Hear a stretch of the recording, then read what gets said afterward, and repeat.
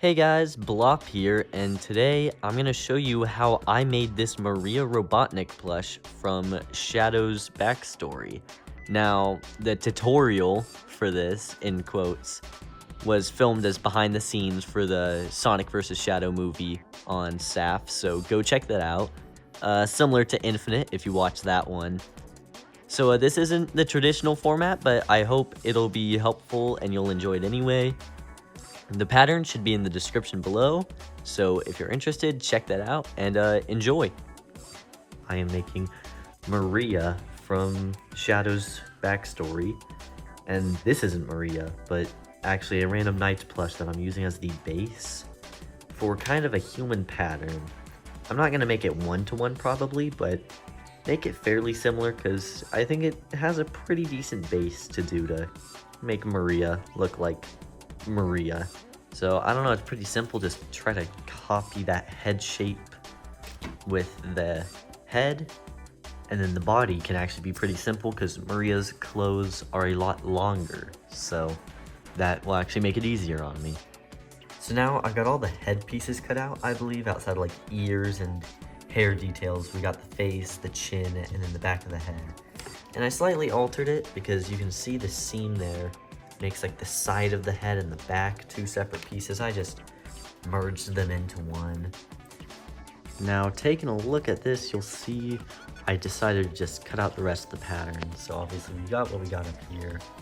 Neck, torso pieces, that's the back, arms, hands, legs, feet, and bottom of the feet, which I went ahead and just made blue for the shoes. But she wears kind of like slippers, so I'm gonna just kind of sew those on the outside, I think, once the base is together. So you'll see I've went ahead and sewed up the body a bit. I've just sewed the respective legs, arms, and hands onto each part.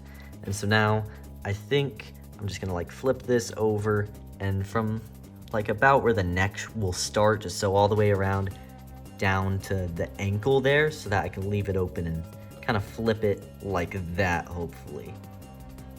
So you can see I went ahead and sewed up the body, and you can see the arms taking form already pretty good.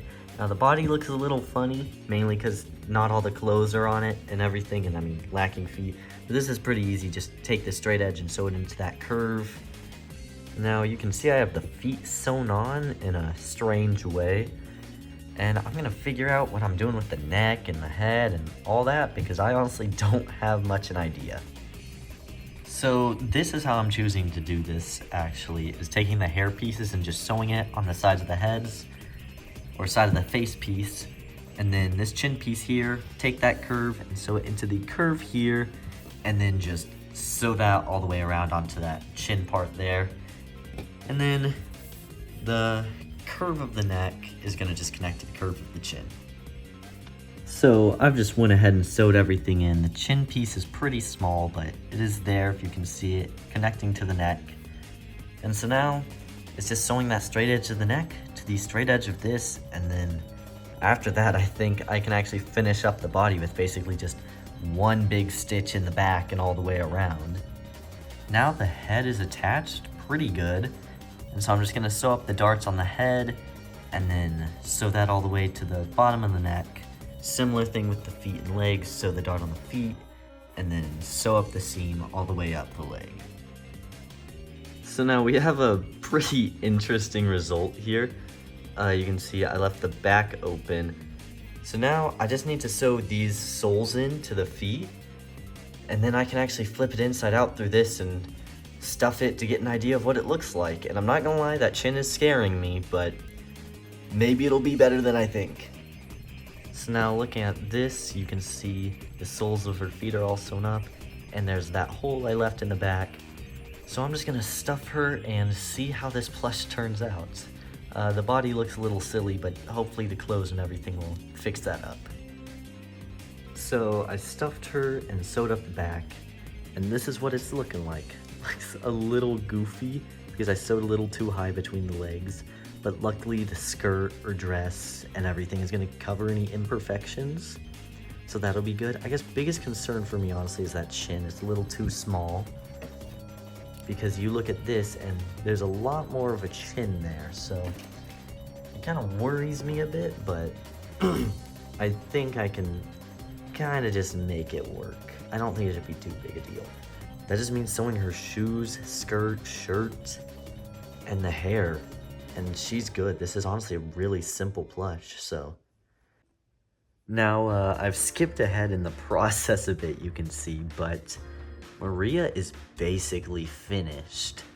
So I just kind of sewed her sleeves onto her by doing a running stitch under the arm to make sure they were tight. Kind of gave them a bit of a poofy look, but not too poofy.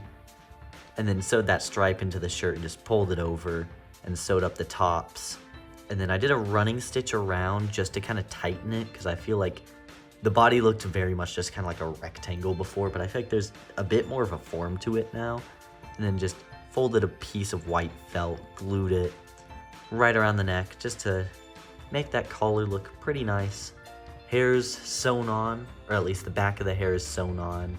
Headband and the rest of the hair is all glued. I even glued some little ears back there. They aren't really noticeable, but just thought I'd include them. Now I've ironed her face on, sewn in the mouth, and glued on the eyebrows, and just take a look at that. That is the finished Maria. And next to the Knight's plush for comparison. So something happened. Wasn't really happy with the original Maria, so skinned her face off and sewed this new one over it with felt, because as you can see, the color just looks a lot more natural. It's not as almost white as this softer fabric. I think it just looks nicer for her skin. Will make the face pop better, and pops better just in general. Doesn't make her look like a ghost. And so I've cut off the legs and redone the head. And then I'm gonna also cut off the hands and replace those and redo the whole feet. I've salvaged these parts of her slippers, and as you can see, I took the back of her head. And so I'm reusing everything I can, but just redoing any parts that show her skin. And this already just makes a better result. It just looks more natural for her, instead of her chin almost looking like a double chin. So I actually didn't record anything by the time I was done sewing the plush, but here is the finished Maria. Let me see if I can raise her into the light a bit more. And you can see there just, wow, the face looks a lot better. It's proportioned better, not as scrunched, just everything's printed so the eyebrows aren't awkwardly light. I feel like yellow eyebrows always look strange, so just kind of went for a straight brown. The mouth is printed on too to match. The head looks very well proportioned. The skin is just not as pale. Her hands, legs, feet, everything looks natural. So yeah, I am a lot happier with this Maria than the previous one. I can't believe I ever settled for that last one. And with Maria, we have her grandfather, Gerald. And now I don't have a tutorial for this guy. I did not record the making this guy at all. But if you're interested, he basically just uses my Eggman pattern because he's based off of Shadow the Hedgehog. I have a few clips of him explaining that a little more, but he's just my Eggman pattern basically, with a two-piece sewn mustache that's just round instead of all pointy like Eggman's. He just has slippers instead of any boot or anything, pants that just go right over, and easy sleeves that go over his arms. The lab coat is just 3 simple pieces sewn together. Pretty easy. I glued all this on because, I won't lie, I got a little lazy with the guy, but I still think it makes a fine enough look. And these aren't sewn on so his dogs can come out, I guess. But yeah, there's a few more clips explaining just a bit of the making process of this guy. I based this guy off of Shadow the Hedgehog. That's why he has slippers instead of like leather shoes, and then also why he has a lot more of an Eggman shape than his more thin look in Adventure 2 and Shadow Generations.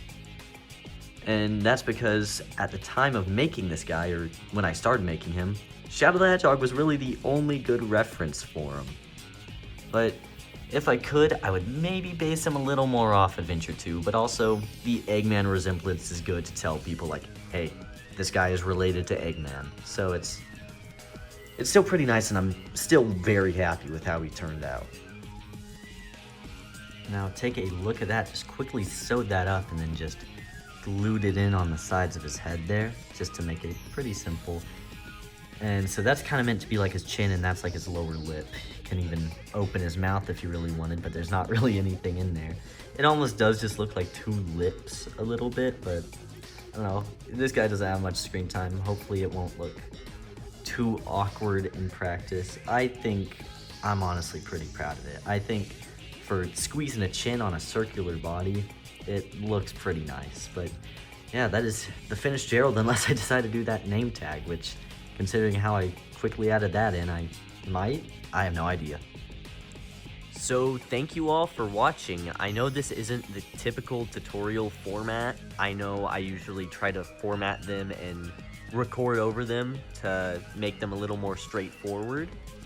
But I'm curious, do you guys like this more casual way of doing them better, or do you prefer the old way? Just let me know down below. Again, thank you for watching, and I'll see you all next time.